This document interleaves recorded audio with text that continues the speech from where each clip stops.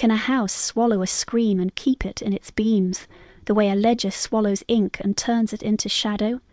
Can a feast's bright silver hide the midnight buried in a man's ribs, the long winter of a vow hammered quiet beneath his tongue, and when the knife that has learnt the alphabet of chores, peeling, trimming, carving, finally remembers its first language, does the air itself lean closer? Does the candlestick bow like a witness? Does the clock hold its breath between one chime and the next? The year is 1831. Carolina heat lies coiled under a December sky, sweet with molasses and threat. The house is dressed for celebration. The fields have learned to look away.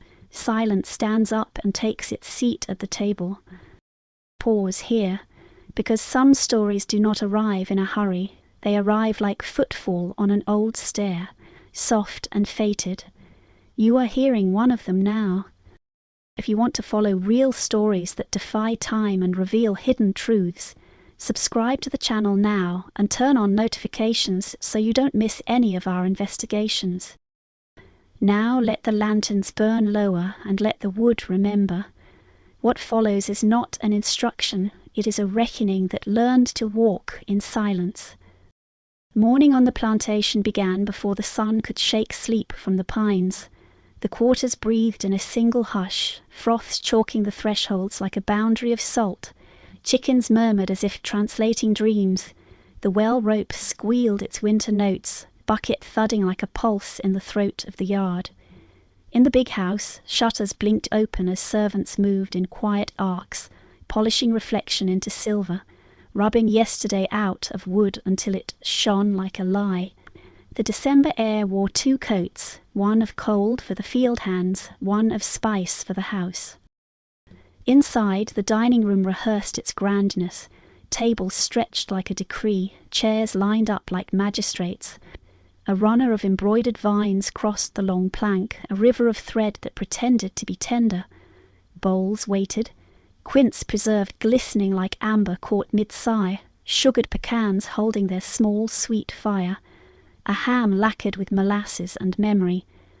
Even the knives had been laid out in bright obedience, blades sleeping in a... The candlesticks, tall brass bones, kept watch, remembering other winters and the names that had never been invited. In the kitchen, heat raised its voice.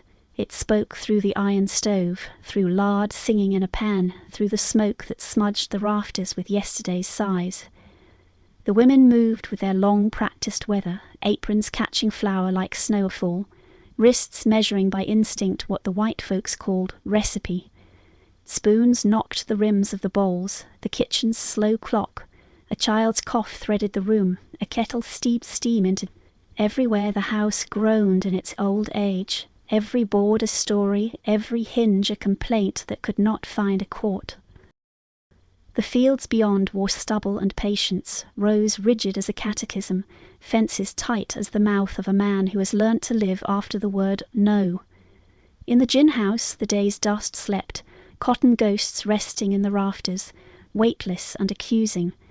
The oak by the drive stood still as a warning, its bark a map of old storms. Crows argued the sky and then fell silent as if sobering at the edge of an unspoken law. Preparations for the feast made the place feel larger, crueler in its glitter. The master liked to boast that abundance was proof of providence. He said grace loudly, with both hands spread as if measuring the reach of his own goodness. The mistress counted plates under her breath, each number a small satisfaction.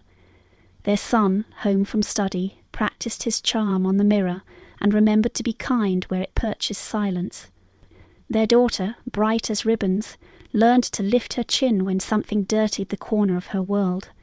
Festivity, they called it, and the word moved like perfume through rooms that had once known only starch and sweat.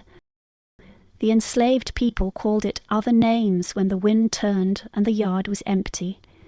Names that leaned toward weather and warning, the big eating, the season of watching, the night when keys forget their teeth.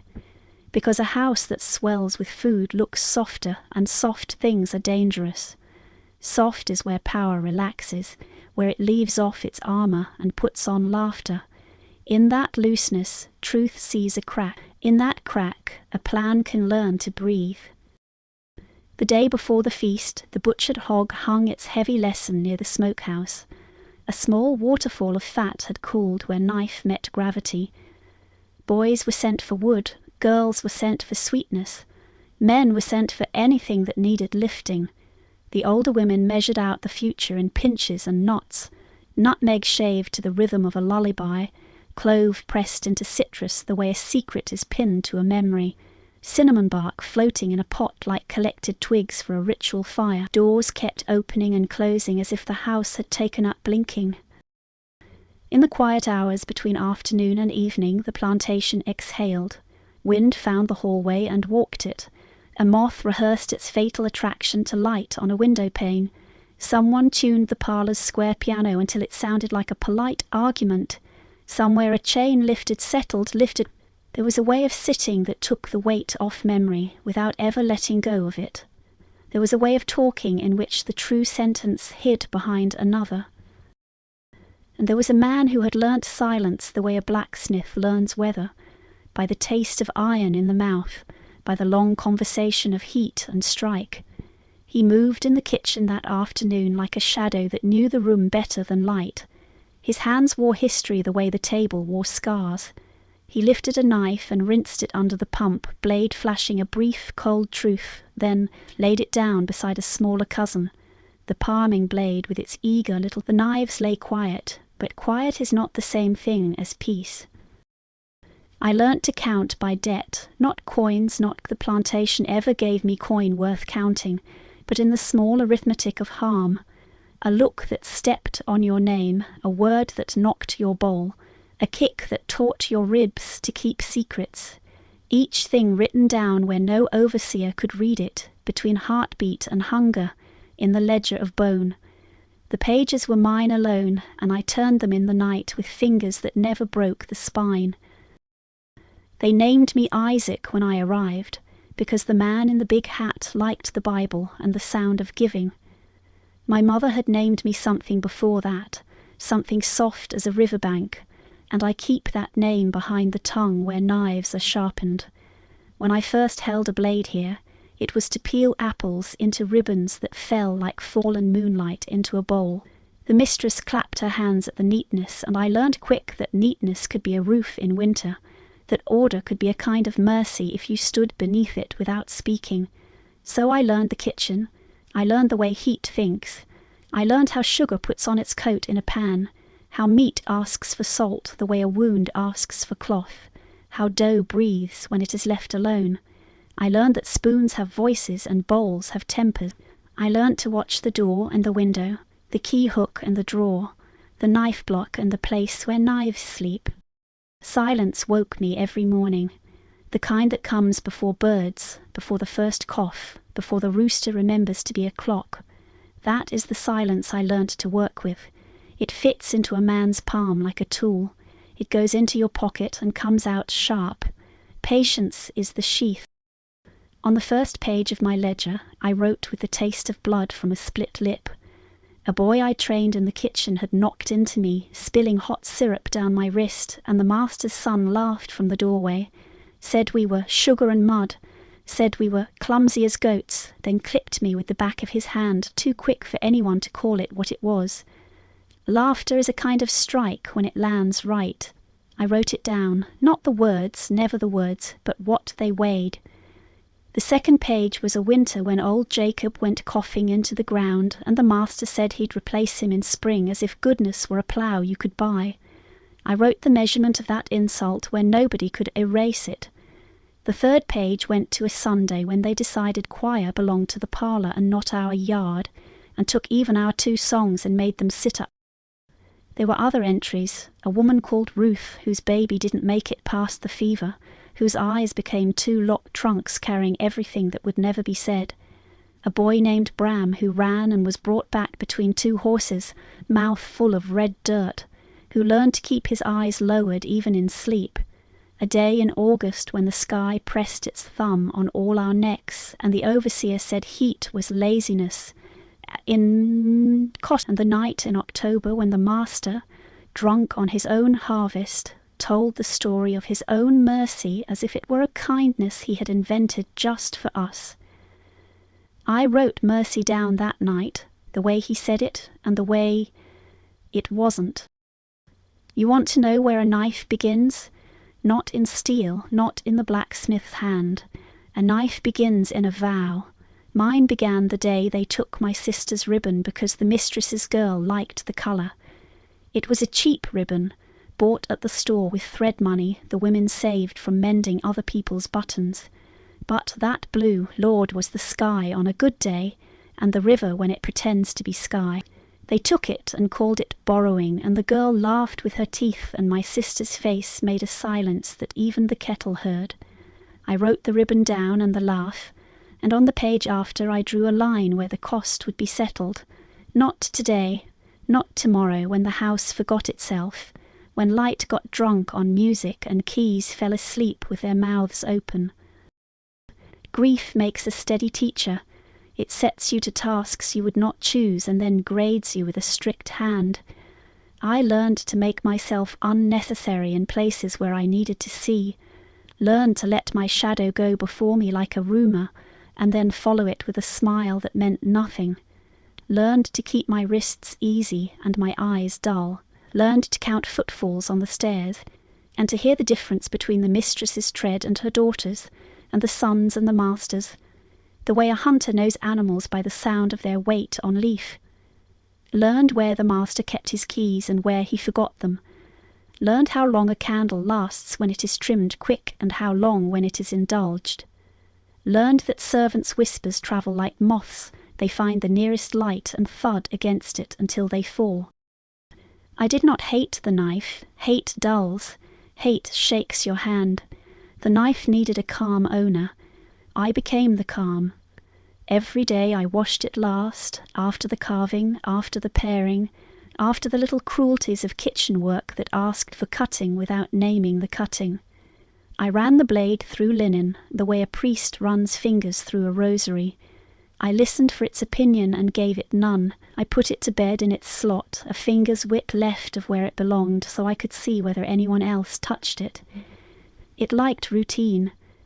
It liked clean water. It wore its shine like a lie. It did not tell. Silence sat across from me at night in the quarters and read my ledger without turning a page. We did not speak. We did not need to. Patience sharpened her needle and mended the air where worry had torn it. In the morning the house would begin again with its benevolent tyranny, the mistress calling the cook dear when guests were near, the master fogging the windows with jokes he did not deserve to keep. The knife slept and woke without complaint. All winter it woke. A plan is a house you build where no map will admit the address. You carry the lumber in daylight disguised as chores. You hammer at night with a muffled hand, and you learn to love hinges, because revenge, like a door, must open and close without a squeal. First I moved nothing, the hardest lesson. Let the wish for haste burn itself down like a stub of tallow. Let the heat spend its anger. I polished the brass until I could see the kind of man I would not become. I scraped the roasting pan to its tin smile, and learned where fat sticks and where it slides. I stitched a tear in the table runner with thread so fine no one would see had it been mended. Even the cloth forgot suffering can be made invisible if the hand is. I counted the knives at night, 10 with bellies, 5 with minds, 1 with a point like a question that had learned its answer. Then I began to move the smallest things, a spoon rehomed so that the mistress's hand would reach twice without finding it. Only a second of doubt, but doubt breeds caution, and I needed the house to trust itself completely, so I replaced it before the third try. A door that stuck when the weather changed. I rubbed its edge with tallow, not enough to slide yet, enough to remember me when the air turned warm with bodies. Keys. I studied their teeth. The pantry key, bitten short, the wine key, long and proud, the back door key, old and gone soft at the edges from years of arguments with locks. I learnt the songs the keys sang when they touched other metal, the little chimes that told you who was walking in a pocket nearby. I wanted the night to say welcome to me, without remembering it had ever said no. I visited the smokehouse with a basket the way a man visits a chapel with his hat. I tasted the darkness there, the meat hung like sermons, the air thick with salt and confession. On the third visit I tightened a peg that had been loose since autumn, so when the peg later failed it would be the house's memory that broke it, not my hand. The floorboards in the hall took my weight like men who do not trust each other. I found the soft step and taught it my tread, heel to heel, until the sound and I were friends. Fire is greedy. Fire tells on you. I spoke kindly to it in the kitchen and never asked it for more than it could give without smoke. I learned which wood lied and which kept its promises. Pine brags, oak prays. Hickory thinks in slow sentences. I kept that knowledge like a folded letter in my pocket and never opened it where anyone could see. The women saved needle ends in a jar, broken eyes, bent shanks, a cemetery of work. One night, when the moon wore fog and the frogs prayed loud, I poured the jar onto a rag and sorted what could still stab from what was truly dead. I kept 3 survivors in my sleeve, thin as rumours, sharp as Sunday, because I meant to use them on flesh, because thread must be cut where cloth is strongest. There is always a seam that lies to the eye. The feast drew near. Corn whisky arrived in a barrel tall as a man and twice as friendly. The son practised his toasts until he could talk with both hands full. The daughter rehearsed a little piece on the piano that made the air in the parlour sit up straight like a child called by name. The master counted heads and imagined himself a general before a battle of gratitude. He loved the performance of generosity, the easy theatre of carving meat for people who would never taste the carving of a sentence that cut their names free. I watched the knives across the table. The big ones smiled year after year, the little ones smirked. I had already chosen the hour. Not the beginning, noise makes witnesses, and laughter, for all it thinks itself brave, turns its head too quickly toward trouble. Not the end. Drunken sleep is a messy floor. You cannot find your own footfalls in a room full of fallen shoes. The hour would be the middle, when the song at the piano is familiar enough to be furniture, when the heat has softened even careful men, when pride believes the night belongs to it and hangs its coat on a chair without checking the ceiling for cracks. I rehearsed the path, from kitchen to hall, hall to dining room around the back of the master's chair to the sideboard where the carving knives lay after their show, not by the main threshold where eyes expect movement, but along the wall where wallpaper tells long stories to itself. I measured the steps in breath, not pace. 3 quiet hold. 3 quiet holds make the difference between action and discovery. In the holds you listen to the house. In the holds the house tells you who is looking at their plate, and who is looking at their neighbour, and who is looking at their own reflection in the silver. I considered the poison talk, the whisper some men make when courage has sharp corners. But poison is a rumour even when it works, and I did not want rumour. I wanted a sentence that wore its own name. The knife would speak, and the house would hear every syllable it had kept down for years. Still, I prepared other doors in case this one stuck. Vinegar to throw on the hearth in an emergency to raise a smoke curtain if a light needed to die in a hurry. A loop of linen to handle fire without scream. Salt to hush blood if blood insisted on telling, not to hide it, never to hide, but to keep the floor from writing what only the ledger should carry. I made friends I did not intend to use. The old dog that slept under the hall table learned my night smell the way kin learn weather on your coat. A moth found me one evening and landed on my sleeve, lion-hearted in its smallness, as if secret scent for each other. The piano learned my tread and spared me its complaint when I slipped past. Even instruments know the difference between performance and fate. On the day of the feast, just before noon, I mended the torn hem of the mistress's napkin with one of the saved needles, and left the broken point on the sideboard where no one would notice it. Every story needs a ghost small enough to ride the hinge of a drawer. Last, I spoke to the knife without words. I held it in the pump's cold water until the steel woke entirely. I dried it with a clean cloth that had never met lard. I honed it 3 times, turning the whetstone with patience a clock would envy. And then I put it back where it belonged, 1 finger width to the left, and closed the drawer softly so that the room would keep its dream. Night came patient as a creditor. Guests arrived in coats that smelled like other people's houses. Laughter climbed the steps first, carrying stories of weather and politics and who had married badly in Charleston. The dining room put on its crown of flame. Candles stood to attention, a small army of light with wax for blood. The table breathed cloth settling, plates aligning, silver confessing its reflections one by one. The piano began its sermon in the parlour, a polite hymn to appetite. From the kitchen, the procession, soup like dusk in china bowls, bread with shoulders bronzed by the oven, butter that had learned the trick of being soft and chaste at once. I moved in the current without stirring it, hands steady, eyes lowered, listening to the house name itself room by room. The master presided with his voice loosened by pride. The mistress counted grace like coins. The son rehearsed a future someone would one day deny him. The knives sang briefly against plate and then lay down.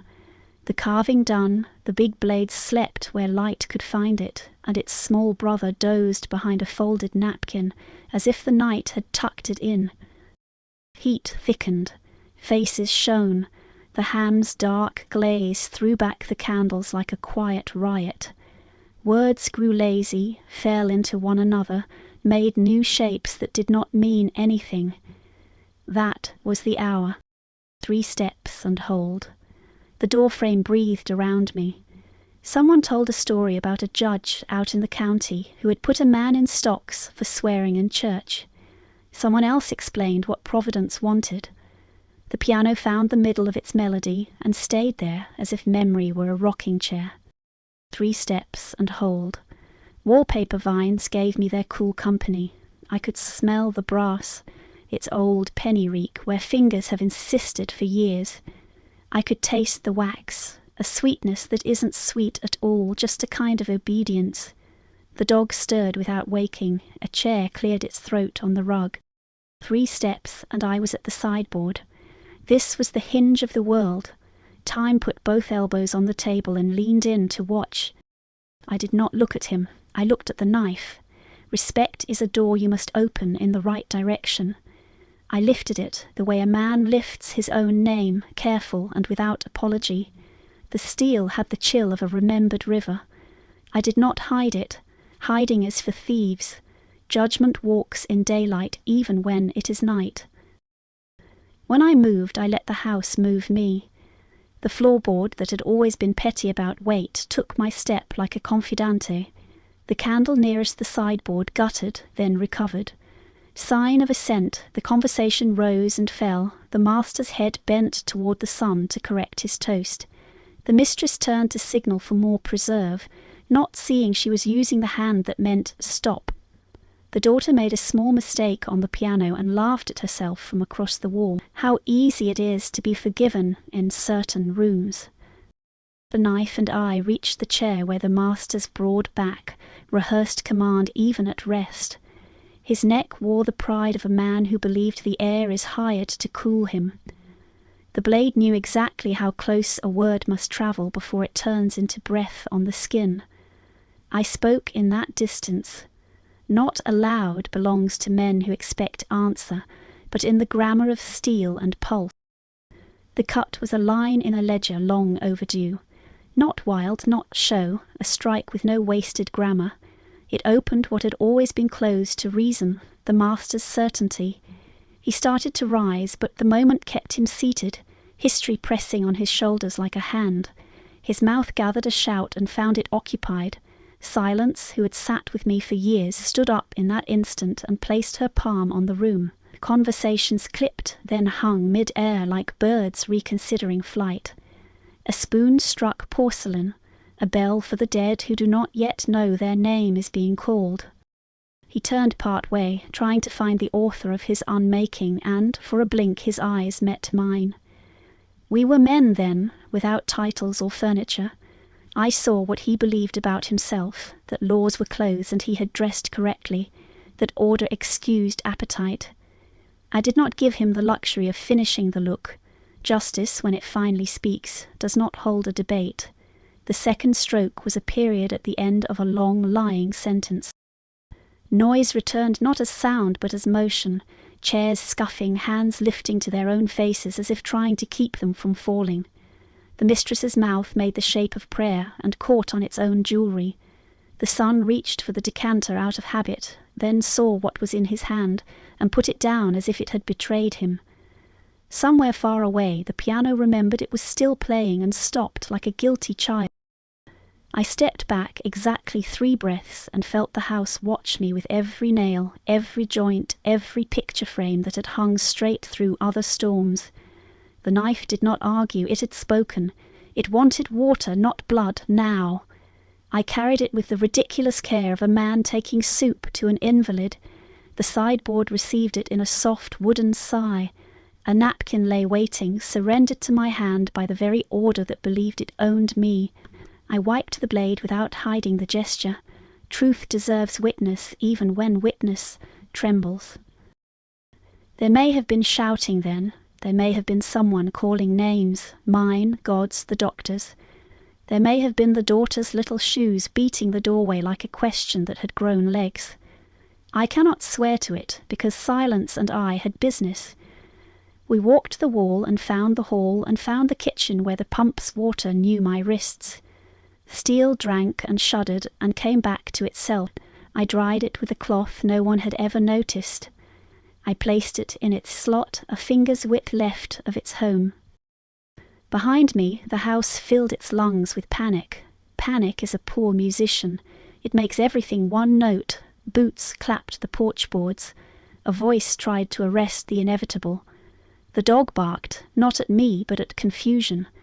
I tied my apron string with the same knot I had tied in the morning and looked up at the clock. It had not moved. Of course it had not. When debt is paid, time owes quiet in return. They carried him from the table as if he was still a story worth telling. Men in coats discovering their hands did not know what to do. Blood spoke its old dialect on the linen runner, and the runner said nothing back. The mistress's face folded into a map of places she had never allowed herself to see. The son found himself halfway between command and collapse, a thin country where boys get lost. The daughter sat on the piano bench and stared at her fingers as if they had joined a conspiracy without inviting her. A rider went for the doctor, another for the sheriff. The word murder tried to put on its boots, but the night would not give it room. What happened had another name that the house could not pronounce. In the kitchen, heat withdrew into itself, pots settling from their earlier boasting. The women stared at one another across a table suddenly full of questions. They did not ask them. Questions can be used as traps. They counted spoons instead, counted plates, counted chairs. Counting is a way to survive. Outside, the quarters did not cheer. They did not whisper his name either. They built their silence taller than the smokehouse and stood under it while the stars tried to understand the earth's new arithmetic. A baby cried and was hushed not with song but with the steady back and forth of a palm that knew the language of endurance. Old Jacob's widow, who kept her grief like a relic wrapped in cloth, sat with her eyes closed and her hands. By midnight the sheriff arrived, wrapped in the smell of horse and authority. He put words in the air like mails, expecting the world to hang from them. He asked questions that mistook answers for truth. He looked at the blood and called it evidence, which is not wrong but not complete. He looked at the knife in the drawer and called it that, because names have power and he did not want to give the blade any. He looked at me and did not look, because a man who believes the mirror will always tell him he is tall, cannot bear to see how short he is without it. Rumour came down the road before dawn wearing other people's coats. It said a stranger had been seen. It said a slave from 2 counties over had confessed in a bar for a drink. It said the master had enemies, as all great men do. It said God keeps peculiar accounts and had made an error and would fix it by Sunday. Rumour is industrious when the truth is inconvenient. It singles out a shadow and auditions it for the role of culprit.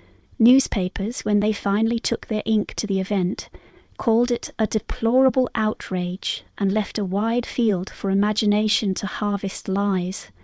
They stacked adjectives where facts should have stood. They consoled one another with the balms available to men who write for each other. Among us, in the yard that remembers feet better than faces, something else moved. Or, with a limp, fear with a hymn in its pocket. Not celebration, never that. There is no celebration in blood. There is only a particular quiet in which people stand inside their names and see whether those names still fit. Women touched door frames as if testing the strength of a house that had gone soft and then gone hard again. Men measured the distance to the tree line and found it both too far and too near. Children stared at the sky and discovered how heavy blue can be. A rooster crowed late, confused by the night's delay. The mistress retreated into a room with heavy curtains and heavier mirrors. She called for brandy and prayer alternately and accused both of not working. The son, now a man with a hole where his father's shadow had been, tried on command and found it sag in the shoulders. He put on blame instead. It fit better. He questioned me gently first and then with a sharpening edge, but he never let the knife of accusation touch skin. He needed me to be the kitchen he recognized. He needed soup and the world to return to the bowl where it had slept. The sheriff returned with men and questions that had grown teeth. The questions circled like dogs around a trapped thing. I answered in the language of work because that is the language a man in my place is permitted. Yes, sir, the ham was carved at 7. Yes, sir, the knife was washed after the roast. Yes, sir, I stood by the sideboard when the mistress asked for preserve. True sentences, each a plank in the bridge that carried them over what they did not wish to see. In the quarters, elders began the slow building of legend. They did not speak of the knife, they spoke of the night the house forgot its keys. They spoke of the moment candles bowed their heads. They spoke of silence rising like an aunt from her chair and walking through the parlour, touching each guest on the shoulder to remind them of the price of light. They spoke of the ledger somewhere under the ribs of the earth, and of a page turned by a hand nobody could punish. The sheriff wanted to end the story with a hanging. Stories like to end themselves with a neat knot, but the rope could not find a beam that was clean of other names, and even the oak seemed to stiffen against volunteering. He settled for threats that made the air smell like old iron. Patrols doubled, gates learned to sneer, whips remembered the words they had been taught, and yet, in the days that followed, the house's voice changed. The stairs creaked at different places. The hall learned to echo only once. The parlour window lost its taste for morning light. The big table went on being a table, but plates no longer reflected faces in the same eager way. Even silver has a conscience when the polish thins. Years later, and years can be short or long depending on what they have to carry.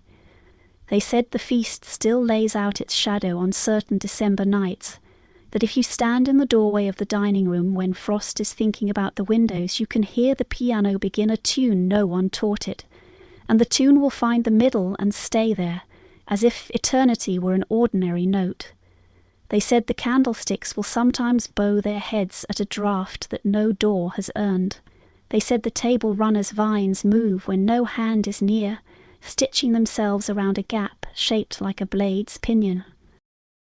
They said, too, that in the kitchen the pump water goes cold all at once at a certain hour, no matter how fiercely the stove argues for heat, and that a knife laid exactly 1 finger-width left of its slot will keep a house from lying.